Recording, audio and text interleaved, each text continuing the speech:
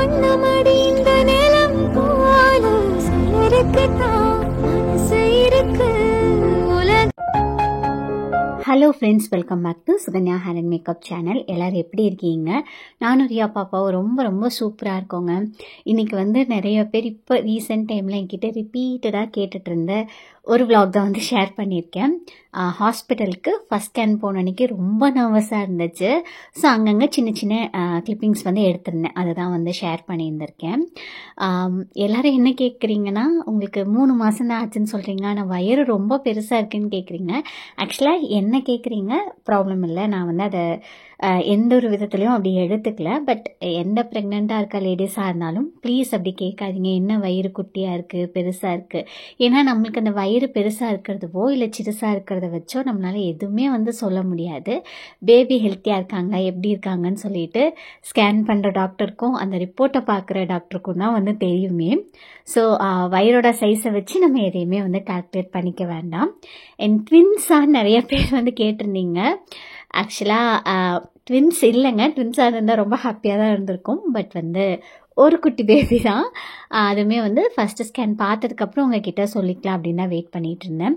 Maybe எனக்கு வந்து வயிறு பெருசாக தெரியறதுக்கு காரணம் என்னென்னா, இது வந்து செகண்ட் டெலிவரி அண்ட் எனக்கு கொஞ்சம் பெல்லி இருந்துச்சு. ஃபஸ்ட்டு டெலிவரி ஆனதுக்கப்புறம் ப்ரீ ப்ரெக்னன்சி மாதிரி எனக்கு ஃப்ளாட்டாக இல்லை. ஸோ மேபி அதனால கூட உங்களுக்கு வந்து வயிறு வந்து பெருசாக தெரிஞ்சிருக்கலாம். ஃபஸ்ட்லாம் வந்து டைட்டாக பேண்ட்டு போடுவேன், அதனால அது வந்து சப்ரஸ் ஆகிக்கும். இப்போ வந்து அப்படி டைட்டாக நம்ம எதுவும் போடுறதில்ல அப்படிங்கிறதுனால உங்களுக்கு விசிபிளாக தெரியுது, அவ்வளோதான், வேறு ஒன்றும் இல்லை. ஸோ நீங்கள் கேட்ட கேள்விக்கு பதில் கிடச்சிருச்சுன்னு நினைக்கிறேன். ட்வின்ஸ் வந்து கிடையாது. அண்ட் ஒரு சிலர் வந்து என்னோடய வெயிட் பற்றியெல்லாம் கேட்குறீங்க. இப்போ ஏன் நான் அதை ஷேர் பண்ணல அப்படின்னா, வேறு யாரும் அவங்களோட ப்ரெக்னன்சி கூட கம்பேர் பண்ணிக்கக்கூடாது அப்படிங்கிற ஒரே காரணத்துக்காக தான். ஏன்னா நான் வந்து ப்ரெக்னெண்ட்டாக இருக்கேன்னு சொன்னதுக்கப்புறம் எனக்கு அவ்வளோ டிஎம்ஸ் வந்திருந்தது. உங்களுக்கு ஃபஸ்ட்டு டெலிவரி ஆன போது தான் எனக்கும் ஃபஸ்ட்டு பேபி, இப்போ நானும் கன்சீவாக இருக்கேன்னு சொல்லிட்டு அதெல்லாம் வந்து ரொம்ப கனெக்டடாகவும் ஹாப்பியாகவும் இருந்துச்சு கேட்குறக்கு. அண்ட் ரியாவுமே வந்து ஒரு டைம் நாங்கள் ஹாஸ்பிட்டல் போயிட்டு வரும்போதெல்லாம் குட்டி பேபி பற்றி கேட்பாங்க. அண்ட் நாங்கள் பார்த்துட்டிங்கன்னா அவங்கள வந்து குட்டி பேபின்னு தான் வந்து கூப்பிடுறோமே. ஸோ குட்டி பேபி என்ன பண்ணுறாங்க, டாக்டர் காமிச்சாங்களா, ஸ்கேன் ரிப்போர்ட் காமினே வந்து கேட்குறாங்க. ஸோ வந்ததையும் ரியா குட்டிக்கு தான் வந்து அது காமிச்சோம். அண்ட் அன்றைக்கி பார்த்திங்கன்னா நான் பெர்மிஷனில் தான் போயிருந்தேன். வந்ததையுமே வந்து லாகின் பண்ணியாச்சு. அண்ட் அன்றைக்கி பார்த்திங்கன்னா எனக்கு பிளட் டெஸ்ட்டுமே இருந்துச்சு. லாஸ்ட் டைம் கம்பேர் பண்ணுற போது இந்த டைம் வந்து நிறையா ஸ்கேன் நிறைய பிளட் டெஸ்ட் இருக்க மாதிரி இருக்குது. ஸோ அதெல்லாம் போக போக கண்டிப்பாக அடுத்தடுத்து வந்து அப்டேட் பண்ணுறேன். அண்ட் இது வந்துட்டு பொங்கல் அன்னைக்கு எடுத்த வீடியோங்க. நான் வந்து மினி விலாக்லேயே வந்து ஷேர் பண்ணியிருந்தேன். இந்த மாதிரி எங்கள் ஊர் சைடு வந்து ப்ரெக்னெண்ட்டாக இருக்கக்கூடிய லேடிஸ் வந்து பொங்கல் ஊற்றி வைக்க மாட்டாங்கன்னு சொல்லிட்டு. ஸோ இந்த டைம் பார்த்திங்கன்னா அம்மா தான் பொங்கல் வச்சாங்க. யூஸ்வலாக அம்மா என்ன பண்ணுவாங்கன்னா, சூரியன் பொங்கல் மாதிரி சூரிய உதயமாகிறதுக்கு முன்னாடியே பொங்கல் ஊற்றி வச்சு காலையில் நேரத்துலேயே சாமி கும்பிட்டுருவாங்க. நான் வந்து மணப்பொங்கல் மாதிரி காலையில் நல்ல நேரம் பார்த்து இந்த மாதிரி 2 பொங்கலாக வந்து ஊற்றி வைப்பேன். இந்த டைம் பார்த்துட்டிங்கன்னா கண்டிப்பாக காலையில் என்னால் எந்திரிச்சு கிளம்ப முடியாது அப்படின்னு எனக்கு தெரியும். மார்னிங் சிக்னஸ் இன்னுமே வந்து இருக்குங்க, இல்லைன்னு சொல்ல முடியாது. அண்ட் நைட்டுமே ஸ்லீப் வந்து கொஞ்சம் டிஸ்டர்ப்டாக தான் இருக்குது. சரி, ஏன் அவ்வளோ அவசரப்பட்டு எந்திரிக்கணும், எல்லோரும் வந்ததுக்கப்புறம் எப்பயும் போல் நல்ல நேரத்துலேயே ஊற்றி வச்சுக்கலான்னு சொல்லி அன்றைக்கி அம்மா தான் பொங்கல் வச்சாங்க. ஆனால் என்ன எப்பயும் உள்ளே வைப்பாங்க, இந்த டைம் வந்து நான் வாசலில் வைக்காததுனால அம்மா வந்து வாசலில் வச்சாங்க. ஆஸ் யூஷுவல் தம்பியோட ஃப்ரெண்ட்ஸு ரிலேட்டிவ்ஸ் எல்லோரும் வந்திருந்தாங்க. ரொம்ப ஹாப்பியாக வந்துட்டு இருந்துச்சு. ப்ரெக்னன்சி மூட் ஸ்விங்ஸ்லாம் எப்படி மேனேஜ் பண்ணுறேன்னு சொல்லி ஒரு சிஸ்டர் வந்து ரிப்பீட்டடாக என்கிட்ட கேட்குறது உண்டு. எனக்கு வந்து தனியாக கொஞ்ச நேரம் கூட இருக்க முடியறது இல்லைங்க. தனியாக இருந்தாவே ஒரு மாதிரி சேட் ஆகிட்டு அழுக வந்துடுது.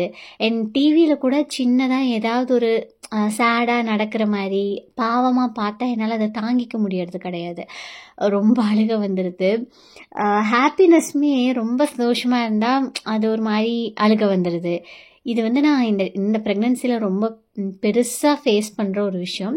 அண்ட் அதை தாண்டி யாராவது ஏதாவது சொன்னாங்கன்னா சம்டைம்ஸ் ரொம்ப இரிட்டேட் ஆகிடுதுங்க. அவங்க நார்மலாக தான் சொல்லியிருப்பாங்க, ஆனால் பயங்கர இரிட்டேஷன் இருக்கும். அப்போல்லாம் நான் ரொம்ப அமைதியாக இருந்துட்டுறது, ரியாக்ட் பண்ணுறது கிடையாது. எப்பயும் போல் பொங்கலுக்கு முத நாளே அம்மா நல்லா வாசல்லாம் வலிச்சு விட்டு கோலம் போடலாம் காயட்டும்னு வெயிட் பண்ணிகிட்டு இருந்தாங்க. அதுக்குள்ளார தூரல் போட்டுருச்சு. கொஞ்சம் ஸ்டாப் ஆச்சு, ஒரு கோலம் போட்டாங்க, மறுபடியும் தூரல். சரி ஓகேன்னு சொல்லி கோலம் போடுற வேலையை வந்து விட்டாச்சு, காலையில் பார்த்துக்கலான்னு சொல்லிட்டு பொங்கல்லாம் ஊற்றி வச்சுட்டு வாசலில் ஒரே ஒரு பெரிய கோலம் தான் போட்டாங்க. அதுக்குள்ளார இந்த ரியா குட்டியும் ஆரம்பிச்சாச்சு, நானும் கோலம் போடுறேன்னு சொல்லி வாசலேகமாக இப்படி தான் பண்ணிட்டு இருந்தாங்க. எனக்கு மைண்ட் வாய்ஸ் வந்து யாராவது இவ்வளோ கட்டுப்படுத்துங்களேண்டா அப்படி தான் இருந்துச்சு. என்னால் ரியா பின்னாடி ஓடவே முடியறது இல்லைங்க. இப்போ அவ்வளோ நாட்டி ஆயிட்டாங்க. இதுவுமே கேள்விப்பட்டேன், ஃபர்ஸ்ட் பேபி வந்து எப்பயுமே செகண்ட் பேபி வரப்போது ரொம்ப துருன்னு இருப்பாங்கன்னு சொல்லிட்டு அதுக்கு தகுந்த மாதிரி தான். சில நேரத்துக்கெல்லாம் பாப்பா அம்மா சொல்கிறது கேளுன்னா கேட்க மாட்டேன்னே சொல்கிறாங்க. இந்த மாதிரிலாம் எங்கே பேச கற்றுக்குறாங்கன்னு தெரியல.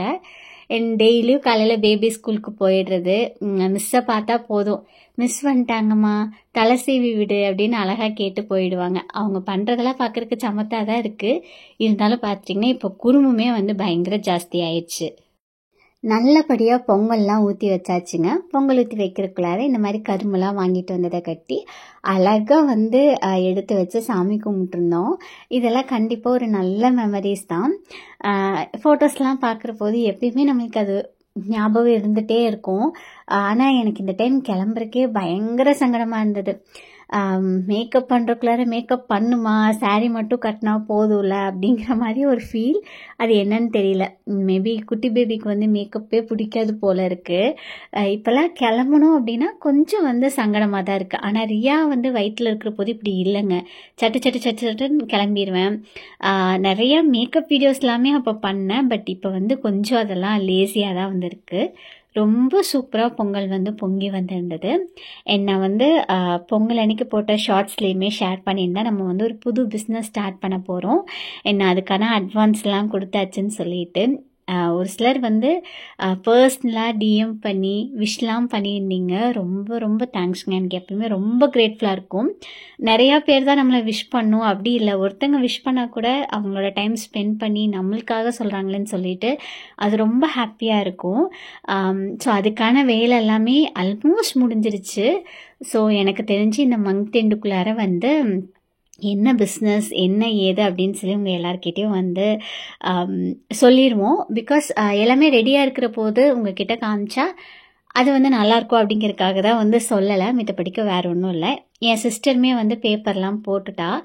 ஸோ அவள் தான் பார்த்துட்டிங்கன்னா ஃபுல்லாக எனக்கு வந்து ஹெல்ப் பண்ண போகிறேன்னு சொல்கிறத விட 2 பேரும் வந்து சேர்ந்து தான் வந்து பண்ண போகிறோம். ஸோ ஃப்ரண்ட் எண்டில் நான் இருந்தேன் அப்படின்னா பேக் எண்டில் வந்து அவள் இருப்பாள்.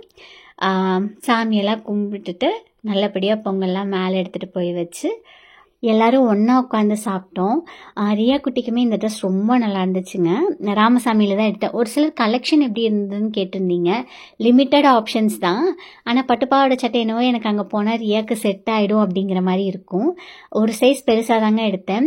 டக் பிடிக்கிறதுக்கு அன்றைக்கி டெய்லர் ஷாப் வந்து மூடி இருந்தது. நானே பிடிச்சிருந்தா சொன்னேன், அம்மா இல்லை இந்த டைமில் மிஷின்லலாம் உட்கார வேணாம், நம்ம அட்ஜஸ்ட் பண்ணி பின் வச்சு போட்டுக்கலான்னு சொன்னாங்க. ஸோ பின் வச்சு போட்டோம். ஓரளவுக்கு வந்து கரெக்டாக இருந்தது, அழகாகவும் இருந்தது ரியாக்கு அந்த கலர் பார்க்குறக்கே.